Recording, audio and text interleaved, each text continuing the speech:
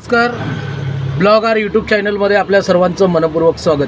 मित्रांनो, आता आपण 4 दिवसाचा धंदा आपण आज मोजणार आहोत आणि रिक्षा लाईनमध्ये कितीतरी असे रिक्षा ड्रायव्हर आहेत की ते आपला महिन्याचं बजेट व्यवस्थितपणे ठेवत असतात. त्याच पद्धतीने मीही माझं महिन्याचं बजेट व्यवस्थित ठेवत असतो आणि माझा 4 दिवसाचा धंदा आज मी तुम्हाला लाईव्ह मोजून दाखवणार आहे.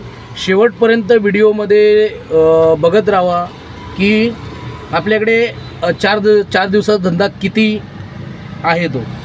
तर आता मी माझ्या पॉकेटमध्ये मी स्टॉक करून ठेवला होता 4 दिवसाचा धंदा. तर आता हा 4 दिवसाचा धंदा मी व्यवस्थितपणे मोजून नंतर माझ्या बँकेमध्ये मी स्टोअर करेल, बॅलन्स करेल, बचत करेल आणि त्याच्यानंतर महिन्याचा जो बजेट आहे माझं व्यवस्थितपणे मी ते मांडेल. तर तुम्ही शेवटपर्यंत व्हिडिओमध्ये लागून राहा, कारण की इकडे थोडंसं ऊन असल्यामुळे थोडंसं सावली वगैरे पडत आहे. पण तुम्ही शेवटपर्यंत व्हिडिओमध्ये राहा आणि तुम्हाला माहिती पडेल की 4 दिवसाचा धंदा किती असतो आणि किती होत आहे रिक्षावाल्यांचा धंदा.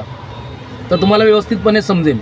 तर आता आपण मोजायला स्टार्ट करणार आहोत. हे माझ्याजवळ पैसे आहेत, तुम्ही बघू शकता. हे 4 दिवसाचा माझा साठा आहे, मेहनतीचा साठा आहे. त्यामध्ये 10-10च्या नोटा आहेत, 200च्या आहेत, 100च्या आहेत. तर आपण मोजून घेऊया.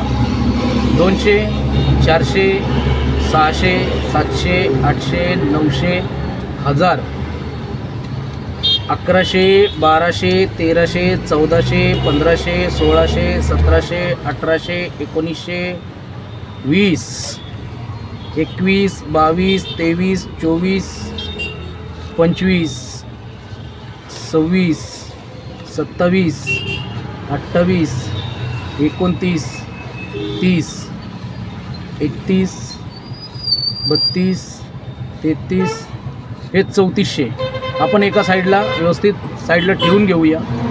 आता आपल्याकडे आहेत 20च्या नोटा, त्यासुद्धा मोजून घेऊया.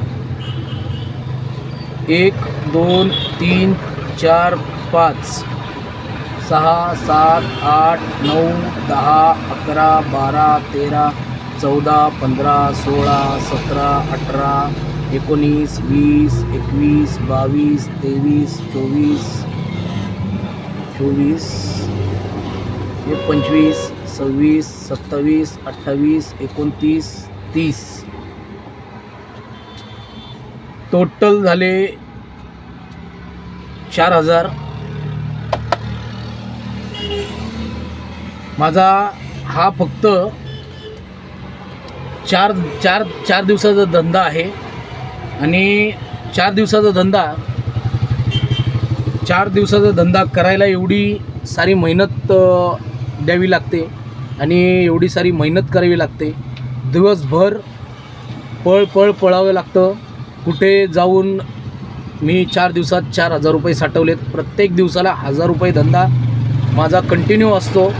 200 रुपये वेगळं व्यवस्थित साईडला काढून आणि अशाच पद्धतीने आपणही बचत करा आणि महिन्याचं जे बजेट आहे ते व्यवस्थितपणे आखून घ्या, म्हणजे नंतर तुम्हाला कसल्याही प्रकारचा त्रास होणार नाही. तर ह्याच व्हिडिओमध्ये आपण इकडे थांबूया. जर हा व्हिडिओ आवडला असेल तर लाईक करायला, शेअर करायला आणि कमेंट करायला विसरू नका. जय हिंद, जय महाराष्ट्र.